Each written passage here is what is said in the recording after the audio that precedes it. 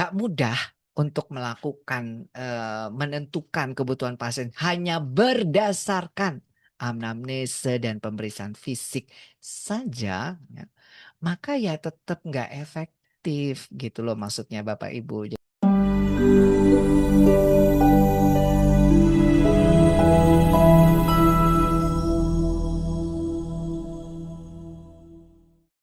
Cara ini sudah ada secara PMK itu sudah dikeluarkan di PMK 16 tahun 2024.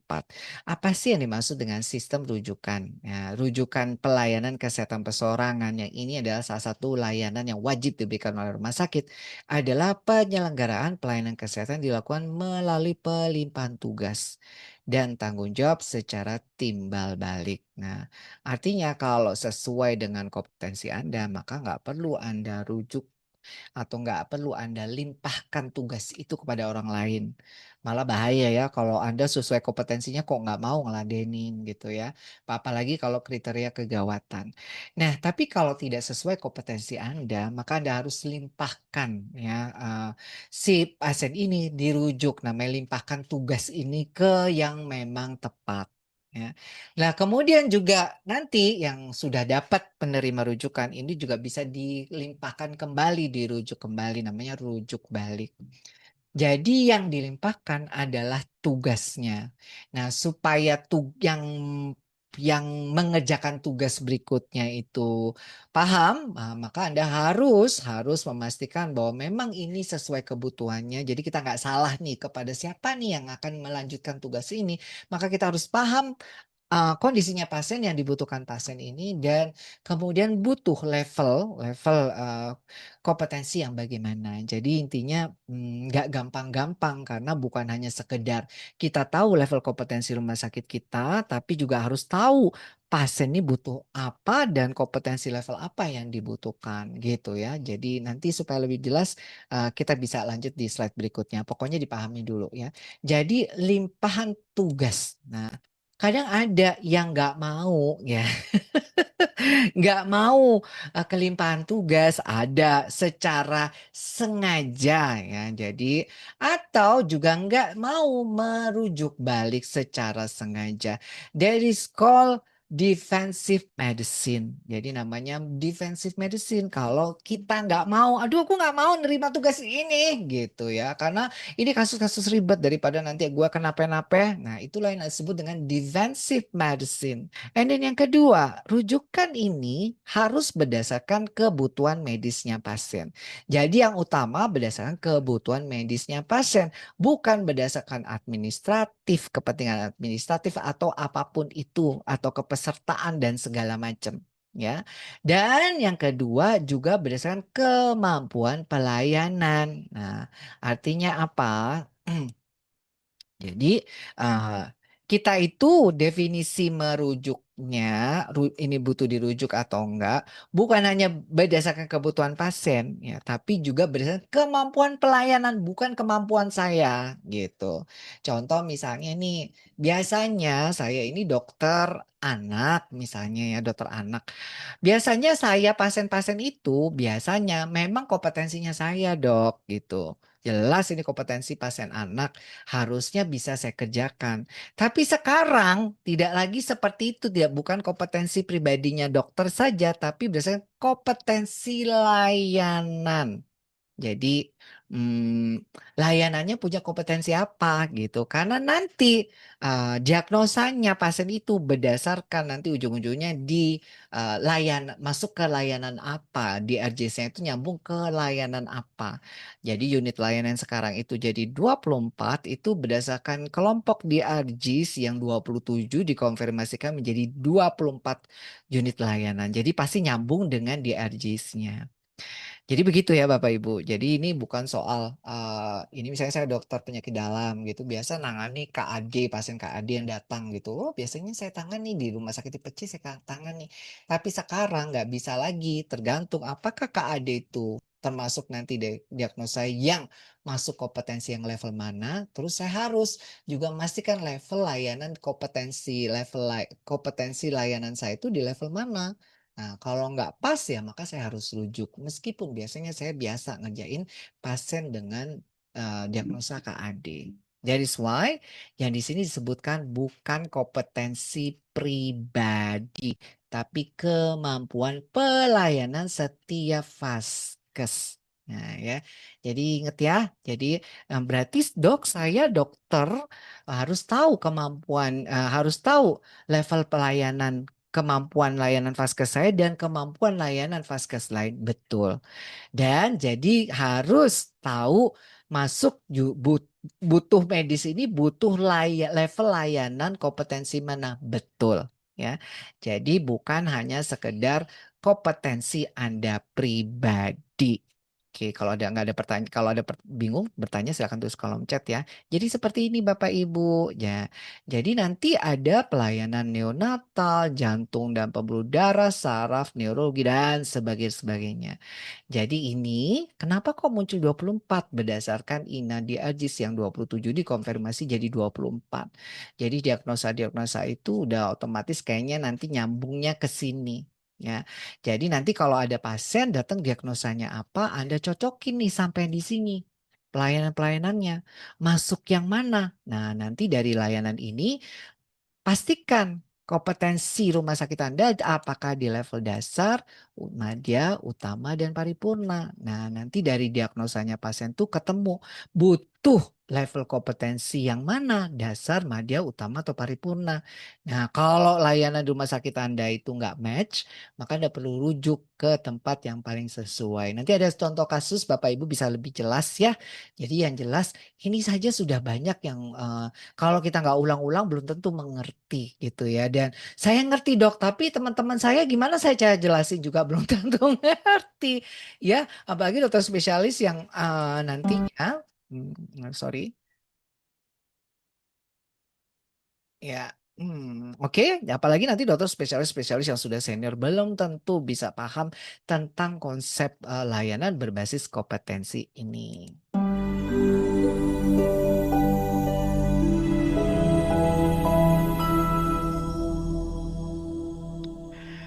Oke, kita lanjut. Contohnya untuk klasifikasi layanan neonatus ya.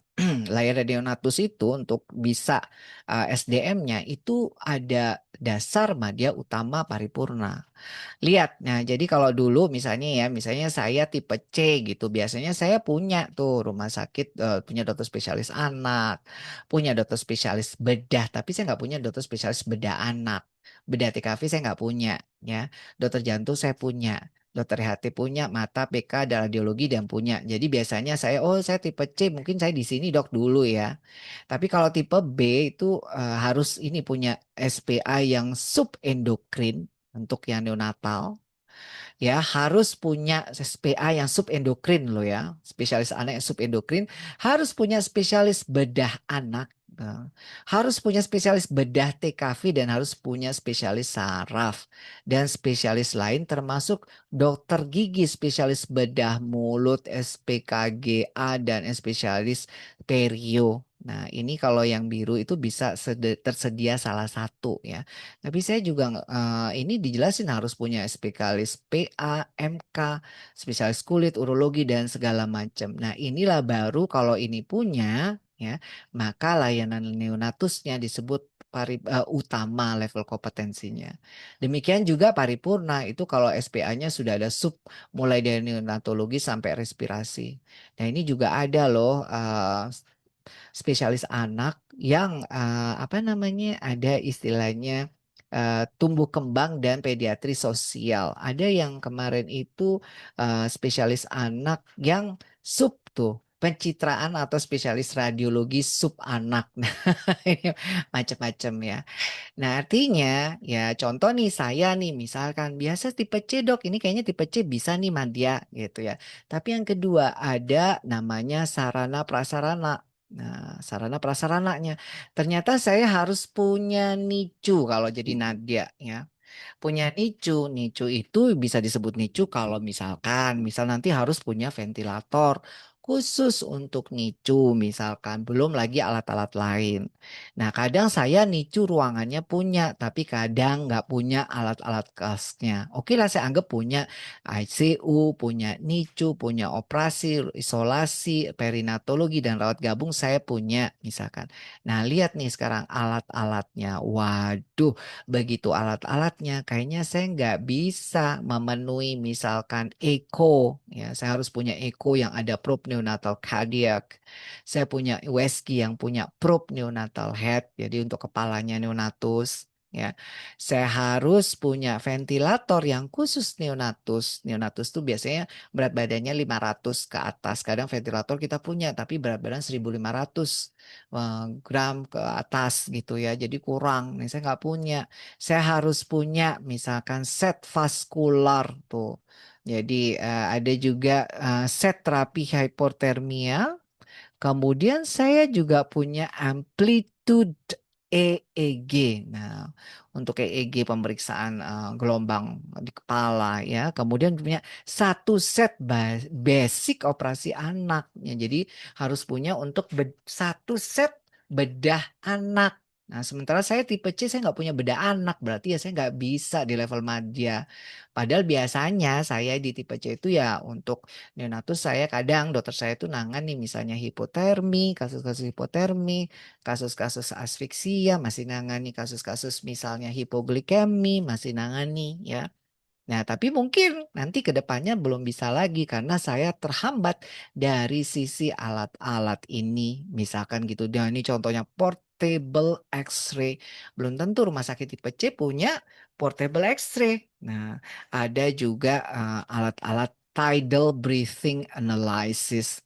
Nah, ini walaupun mungkin ada yang mahal, ada juga nggak mahal, tapi kadang kita harus punya. Kalau nggak ada ini, maka saya gagal di level madya. Itu dibilang bahwa saya punya SDM, saya punya sarana, kalau di alat ini saya nggak punya, maka saya nggak bisa disebut level kompetensi madya. Nah, jadi semua ini harus diupdate dalam RS online yang disebut dari, jadi rumah sakit harus update datanya dari sarana prasarana, peralatannya yang ini nanti diverifikasi oleh Dinkes. Kalau sarana prasarana peralatan kesehatan. Jadi Dinkes itu datang ya sesuai dengan dia ngasih izin. Kalau tipe A yang datang orang Kemenkes, kalau tipe B yang datang orang Dinkes provinsi. Ngecekin tuh sarana prasarana sama alat-alatnya ya. Nah, tapi kalau berkaitan dengan SDM di SISDMK itu yang diminta verifikasi dan validasi oleh pihak RS sendiri. Ya, jadi nanti dia itu validasi dan melakukan credentialing terhadap SDM-SDM ini. Kemudian kompetensinya berdasarkan apa? Misalkan ya nanti kalau misalkan nanti yang ikut ngurusin unit layanan tadi kan ada 24. Unit layanan neonatal siapa aja dokternya gitu ya. Clinical privilege-nya apa aja gitu ya. Kalau misalnya layanan neoplasma tadi ya, ada pelayanan neoplasma. Ini kalau dokter objin yang mana nih? Kalau misalnya ini onkologinya yang mana ikut gitu ya. Clinical privilege yang mana? Kapan dipegang ditangani dokter objin, kapan ditangani misalkan ini dokter bedah TKV atau bedah digestif misalkan gitu.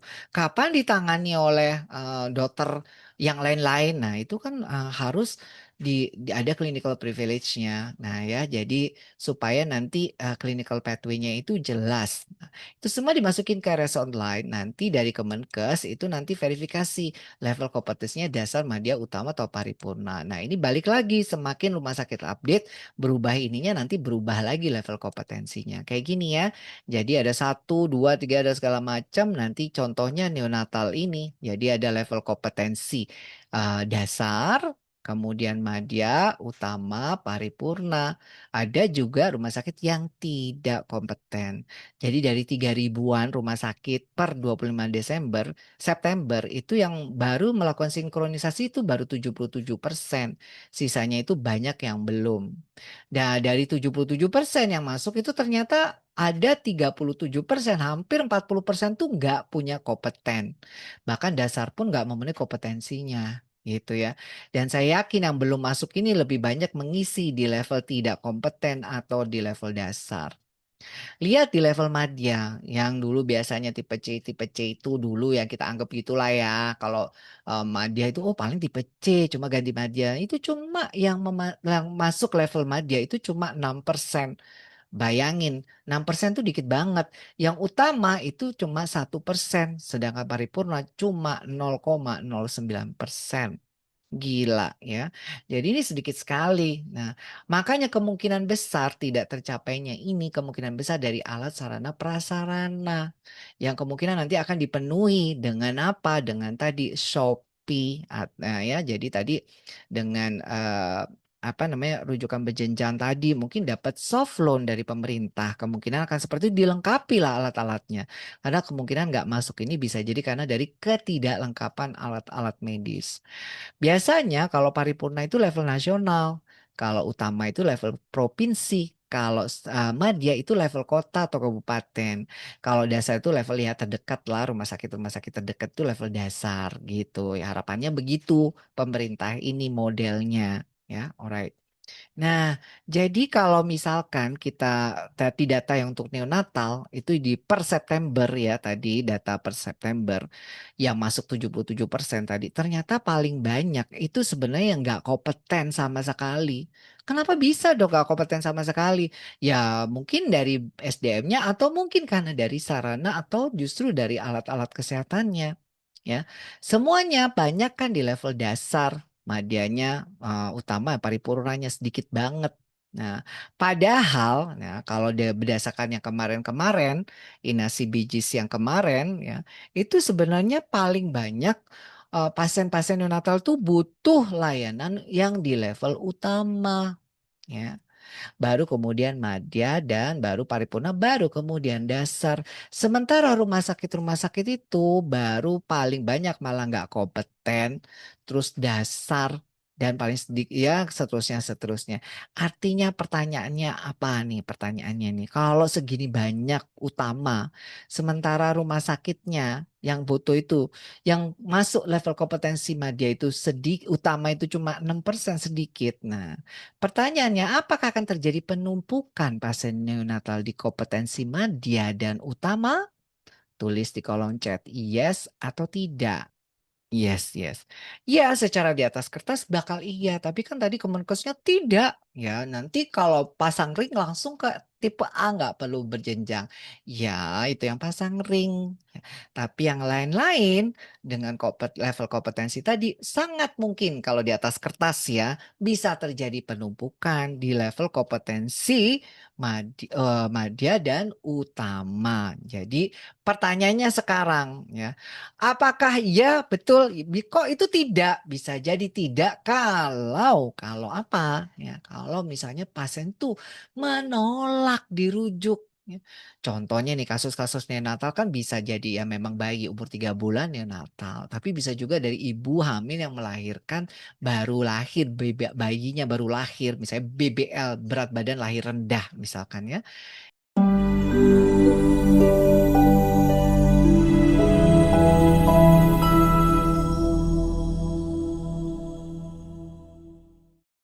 Itu dia misalkan, termasuk neonatal, ternyata butuh kompetensi yang utama ya, padahal ibunya di level dasar misalkan ya.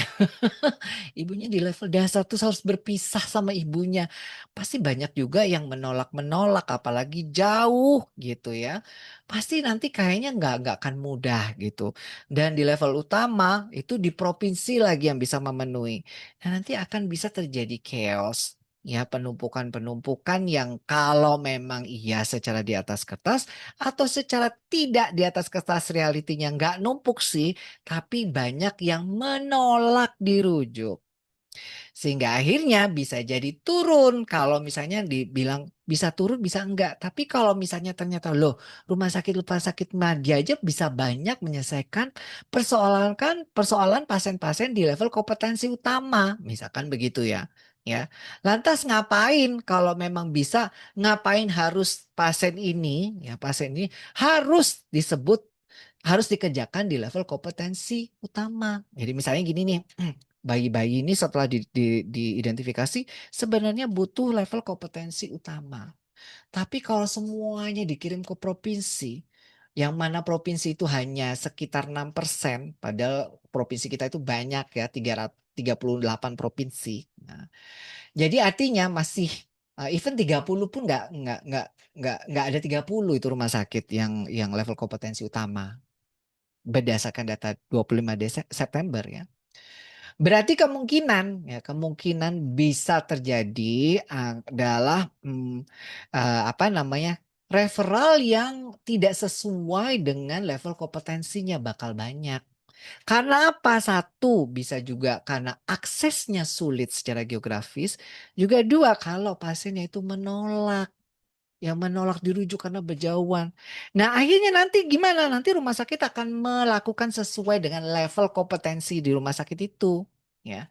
Ternyata kok membaik pasiennya gitu, kok sembuh, Dok. Terus gimana? Ya itu tadi Anda hanya dibayar sesuai dengan level kompetensi Anda. Padahal mungkin effortnya sama besarnya, tapi hanya dibayar sesuai level kompetensi Anda, gitu ya. Akhirnya ternyata mikir-mikir, lah terus ngapain gitu ya. Kalau dulu kan saya misalnya tipe C, misalkan memberikan layanan untuk pasien yang kategori severity level 3 pun, ya kalau kalau memang itu valid, makanya dibayar sesuai severity level 3 gitu. Tapi ke depannya tidak bisa begitu lagi, gitu ya. Jadi nanti Anda hanya dibayar sesuai dengan level kompetensinya. Sampai sini paham ya? Jadi, oh begitu ya dok? Ya iya. Nah nanti juga jadi akan pertanyaannya, jadi akan mikir-mikir, lah sekarang kalau begini kan jadinya juga jadi repot ya dari sisi rumah sakit nih. Nah itunya nanti mungkin akan ada pelanggaran violation yang tadi bilang, ibu kalau nggak mau dirujuk, nggak berangkat bisa jadi bu nanti ada mungkin ya, mungkin ya ibu bayar sendiri atau ada tambahan iur lain lah atau yang ini nggak di-cover lah dan segala macam praktek-praktek violation yang sebenarnya ini ya gara-gara istilahnya sistem yang dianggap kurang fair misalkan begitu.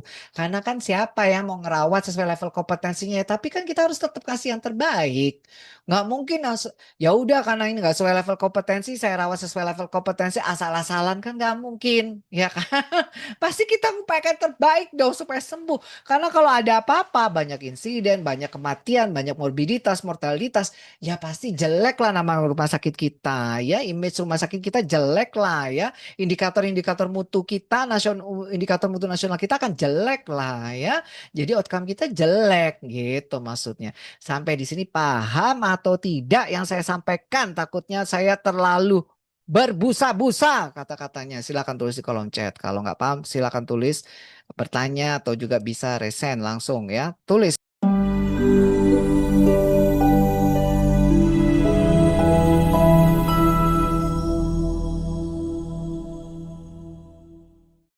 Yang kedua, jadi rujukan berbasis kompetensi ya. Ini alur rujukannya kalau rawat jalan misalkan ya, yang sebelumnya rujukan berjenjang di FKTP. Dokternya bilang nih ada curiga tumor besar gitu ya. Ginekologi, tahu dari mana ginekologi sudah metastase. Aduh tahu dari mana lagi sudah metastase. Sementara di FKTP misalkan nggak punya USG, jadi pokoknya ada benjolan. Ya. Kadang benjolan ini ya rujuknya kemana? Bisa ke radiologi untuk bisa pemeriksaan USG atau bisa langsung ke dokter objinnya langsung mungkin. Atau ya kalau tahu itu ginekologi, kalau misalnya ini bagian misalkan dia ini curiganya mungkin tumor aorta dok, mungkin di bedah digestif mungkin atau di onkologi mungkin ya, aku nggak tahu ya dokternya, tergantung. Akhirnya di rumah sakit tipe D.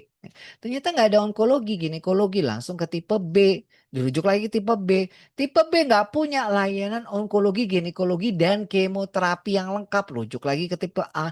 Ini dari Kemenkes ya. Jadi akhirnya butuh waktu 3 kali berpindah rumah sakit dan resiko semakin progresif. Jadi semakin parah. Jadi waktunya juga lama 5 sampai 2 minggu. Yang ini nanti dihapus. Nah, jadi berbasis kompetensi dari FKTP Ah, itu harus benar-benar ya, harus bisa ya. Jadi betul pasien itu butuh apa dan di level kompetensi apa dan rujuk sesuai level kompetensinya. Karena kalaupun meskipun ini namanya nggak ada dihapus, tapi kalau dokter di FKTP, DPJP-nya ini ya, ah, nggak mudah untuk melakukan menentukan kebutuhan pasien hanya berdasarkan anamnesa dan pemeriksaan fisik saja, ya, maka ya tetap nggak efektif gitu loh maksudnya Bapak Ibu. Jadi contoh nih aku dokternya. Dokter, misalnya dokter, di FKTP, dokter puskesmas, ada pasien datang, "Sakit apa, Bu?" "Sakit batuk-batuk, dokter." "Udah berapa lama?" "Udah 3 bulan, dokter." Gitu ya. "Udah minum apa aja obatnya?" dokter." "Oke, Anda kasih obat, besok minggu depan kontrol lagi, minggu depan masih sakit lagi." "Sakit bagaimana?" "Belum sembuh, dokter. Sekarang tambah demam." Misalkan. "Terus kok tiba-tiba ada benjolan di leher?" Misalkan gitu ya. "Terus badan saya tambah kurus," gitu ya. "Makan saya nggak enak, saya nggak berhenti-berhenti." Nah, Anda ini mau mau tetap rawat atau mau Anda rujuk? Nah, kalau Anda rujuk ke mana? Nah, ini level kompetensi mana itulah. Jadi dokternya harus pinter dong ya. Nah, karena kalau misalnya dokternya juga bingung, ya bisa salah ngerujuk. Jadi artinya apa? Ya percuma saja juga ini kalau misalnya rujukan itu juga tidak diikuti oleh kompetensi dokter untuk mengerti kebutuhan pasien dan level kompetensi apa yang dibutuhkan sesuai dengan kebutuhan pasiennya. Sampai sini ngerti nggak? Ya, coba tolong tulis di kolom chat, ngerti nggak yang saya maksud?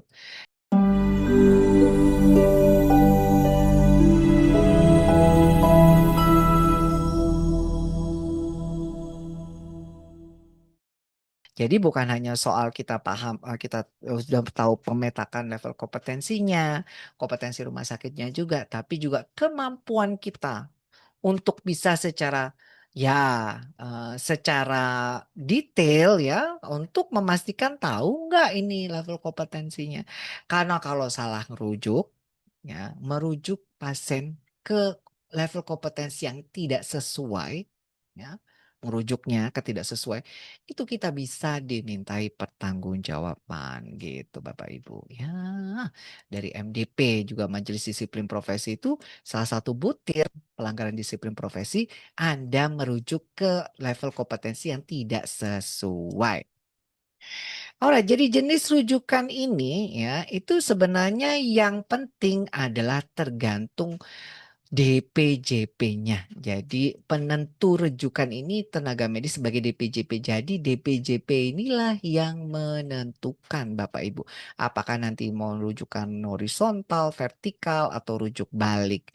Horizontal itu kalau sesama level kompetensinya ya. Misalkan Anda itu nggak bisa dok sama, kok level kompetensi sama kok kamu rujuk ya karena mungkin misalkan daya tampung Anda nggak ada atau mungkin karena pada saat itu dokternya yang bersangkutan itu yang misalnya bisa untuk nangan itu lagi cuti atau obat alkes Anda lagi nggak ada atau sarana prasarana Anda lagi rusak mungkin alkesnya. Kalau rujukan vertikal ke rumah sakit yang level kompetensinya lebih tinggi. Kalau rujuk balik setelah selesai ditangani dibalikin biasanya ke level kompetensi yang lebih rendah termasuk juga bisa ke FKTP dari tingkat lanjut ke FKTP ya. Nah, jadi dokter nentuin setelah tahu Anda mau rujuk apa nih? Mau rujuk secara horizontal, vertikal, atau rujuk balik. Nah, jadi dokternya juga harus mikir ya, punya kepentingan tuh. Jadi dia juga harus tanya-tanya, ini bisa nggak kita kerjain? Ada dibisikin perawat, dok, nggak bisa dok. Kapasitas kita penuh dok. Ya wes, berarti saya harus rujuk horizontal gitu ya namanya. Cari rumah sakit yang level kompetensinya sama. Dok, ini kompetensinya lebih tinggi. Jelas rumah sakit kita nggak bisa. Harus cari rumah sakit yang level kompetensinya lebih tinggi. Namanya rujukan vertikalnya. Jadi bukan hanya itu ya. Jadi tahu jenis rujukannya. Nah, Alright, nah jadi seperti ini Bapak Ibu, jadi DPJP yang menentukan kriteria sesuai kebutuhan medis pasien. Jadi kalau DPJP itu bisa dokter umum, bisa dokter spesialis yang diwakili dokter umum di UGD itu tidak jeli melihat kebutuhan pasien, level kompetensinya apa, bisa ngerujuknya di tempat yang salah. Ya, karena nanti ada level kompetensi dasar, madya, utama, dan paripurna. Dan jangan lupa bahwa prinsipnya itu tergantung juga kemudahan akses, terjangkau dan berkualitas. Maksudnya apa? Untuk merujuk pun juga kita harus mikirin aksesnya mudah apa enggak. Misalkan jauh secara geografis, ya. Bagaimana kalau demikian ya? Anda lihat ya, mungkin saya nggak bisa vertikal dok, sejauh banget. Jadi nanti kayaknya nggak mungkin. Berarti ya mungkin nanti dianggap misalnya pasiennya menolak dengan alasan geografis ya. Ya, sehingga akhirnya bisa dirawat di level kompetensi Anda. Ya, tapi kalau misalkan Anda ya kalau di level di kompetensi saya nanti misal ya, aduh saya rugi dong rumah sakit saya, mending saya lempar ke rumah sakit lain sebelahnya. Boleh nggak? Ya boleh saja kalau Anda nganggap mungkin Anda punya alasan daya tampung saya nggak ada. Misalkan atau dokter saya lagi cuti atau alat saya tiba-tiba kosong atau rusak. Boleh, boleh saya rujuk horizontal ya. Nah, kemudian terjangkau. Terjangkau itu maksudnya nggak ada kaitannya sama biaya biasanya. Termasuk juga karena nggak boleh ada namanya down payment ya. Yang kaitannya ini bisa membuat pasien atau orang itu jadi ragu. Misalkan gini, boleh saya terima di rujukan kami tapi harus DP dulu 10 juta. Nah, itu jadi sebaiknya nggak bisa kayak gitu. Anda pilih, dok kalau kayak gitu gimana? Ya itu tadi ya, sebagai pertimbangan. Jadi nanti sebagai alasan tercatat komunikasi itu diminta DP sekian. Jadi akhirnya mungkin, nanti dirawat di level mungkin rujukannya horizontal atau di level kompetensi sesuai yang Anda punya. Seandainya pasien menolak karena alasan harus bayar down payment. Rujuk balik berkualitas. Nah, contoh ini juga jadi catatan karena semua, nanti juga ya, rumah sakit itu udah ada nilainya. Kaitannya dengan audit klinis atau audit klinis ya. Jadi ada nilai-nilainya. Rumah sakit itu secara audit klinis bagus nggak layanannya.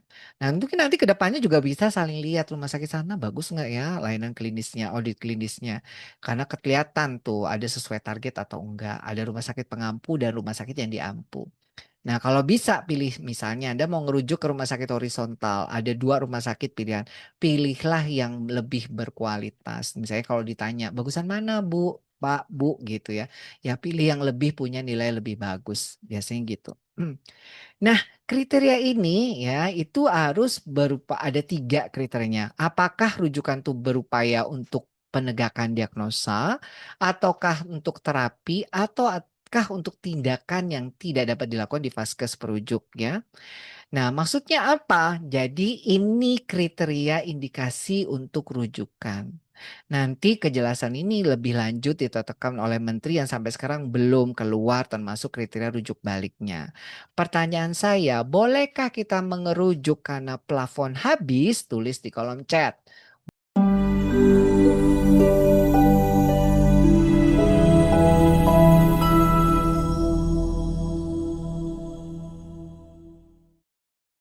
Ayo. Oh, tadi kan kriterianya ada apa? Satu, menegakkan diagnosa. Dua, untuk apa?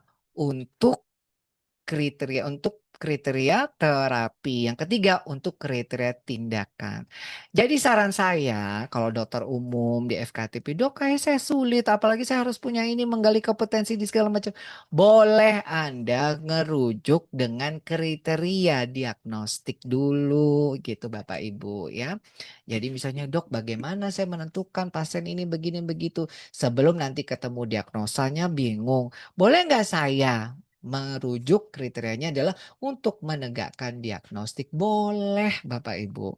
Jadi nanti misalnya nih, dokter-dokter di klinik atau di FKTP, Anda ragu-ragu ini apa ya? Anda mungkin ya sekarang gini, "Dok daripada saya bingung untuk menentukan diagnosa, boleh nggak saya rujuk untuk menegakkan diagnosa dulu, eee Daripada saya merujuk dengan untuk terapi, boleh nggak saya merujuk untuk menegakkan diagnosa? Boleh. Nah, jadi kalau alasan Anda nggak mampu, misalnya belum mampu, saya rujuk karena alasan saya diagnosa. Dari hasil anamnes dan pemeriksaan fisik saja kurang, dari hasil lab yang ada di di puskesmas saja ini kurang. Ya, saya perlu pemeriksaan diagnostik yang lain dan oleh karena itulah saya rujuk dengan alasan pemeriksaan diagnostik. Nah, nanti dari sana pemeriksaan diagnostik apakah nanti dikembalikan kepada Anda atau dari sana itu nanti langsung dirujuk ke sesuai dengan level kompetensinya itu nanti, menunggu ya. Tapi yang jelas, biasanya nanti kalau itu dikembalikan kepada Anda mungkin baru ketahuan, oh setelah tahu misalnya nih Anda curiga SLE misalkan.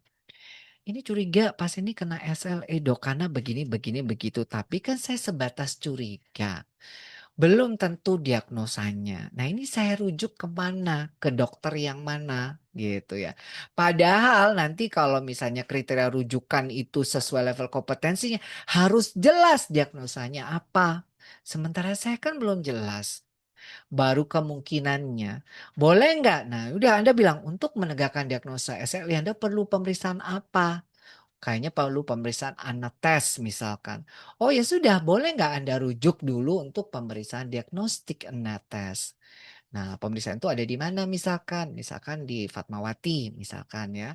Adanya di Pasar Rebo ada nggak? Oh nggak ada Dok, adanya di Fatmawati. Ya udah Anda ngerujuk untuk pemeriksaan diagnostik anetes di Fatmawati dulu gitu. Nanti keluarlah hasilnya balikin ke Anda. Nah, setelah itu barulah, oh jelas ini anetesnya. Berarti ini SLE. Barulah Anda cari ini level kompetensi mana. Boleh, seperti itu boleh ya. Jadi Bapak Ibu boleh ya. Jadi, kriterianya setidaknya salah satu. Bisa nggak kriterianya 2 kriteria ini saya pakai alasan rujukan? Boleh. Nah sekarang jadi pertanyaan, boleh nggak alasan rujuk karena plafon habis? Jawab. Ya, ya jawab. Ya berdasarkan PMK itu jelas bahwa tidak boleh ngerujuk berdasarkan plafon habis. Tidak. Jadi kalau ngerujuk apa? Ya kalau ngerujuk alasan terapi atau alasan tindakan. Let's say misalnya Anda ngerujuk, kenapa kamu rujuk? Plafon habis Dok, stop kamu ngomong gitu, nggak bisa ngomong gitu ya. Jadi kamu bisa kena kena ini itu. Jadi alasannya apa Dok? Meskipun ya Anda itu punya, "Dok karena ini plafon habis." Ya nggak boleh gitulah. Alasannya tetap karena ini perlu terapi yang kamu nggak punya, atau perlu tindakan yang kamu itu nggak ada gitu. Terapi yang sesuai dengan level kompetensinya. Harapannya begitu Bapak Ibu ya. Jadi kebutuhan pasien apa, terapi apa yang dibutuhkan, inilah yang lebih cocok. Mudah-mudahan bisa ngerti maksud saya ya. Jadi bahasa Anda itu akan sangat klinikal sekali. Jadi sangat-sangat klinikal bukan administratif aja.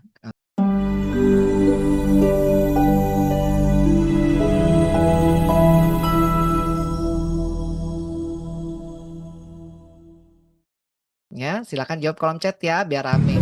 Pasien kritis orang nanggung. Nganggo ambulan ora oleh, mah mudah.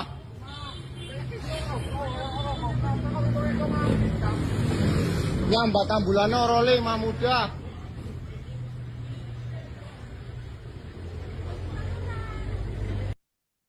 Ayo jawab dulu di kolom chat. Ya, pertanyaan ini. Pasien kritis orang nanggung. Nganggo ambulan ora oleh, mah mudah.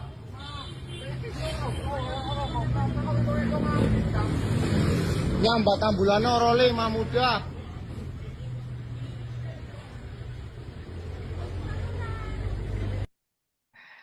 Yuk, boleh nggak? Jadi misalkan nih tiba-tiba ya ada pasien udah mau masuk, wah udah dari ini tadi pakai pick up udah jelas-jelas tuh kelihatan. Loh, ini kayaknya udah gak jelas-jelas sih kasat mata nggak sesuai dengan level kompetensi saya. Udah tolak. Boleh nggak kita tolak pasien demikian? Tulis di kolom chat. Yuk, boleh nggak? Ayo jawab. Nah, kalau nggak jawab berarti nggak paham nih, nggak ada yang jawab. Kasihan dong dokter Rusdi ya, udah ngomong panjang lebar. Boleh nggak? Ayo tulis di kolom chat ya. Boleh nggak? Kan nggak sesuai dengan level kompetensi saya dok, gitu. Boleh tidak kita menolak pasien itu? Udah jelas tuh, udah kelihatan ya, udah kelihatan ketok-ketok melok-melok moto gitu ya. Ini pasien ini udah jelas nggak level kompetensi saya tolak. Udah jelas boleh nggak? Ayo tulis di kolom chat.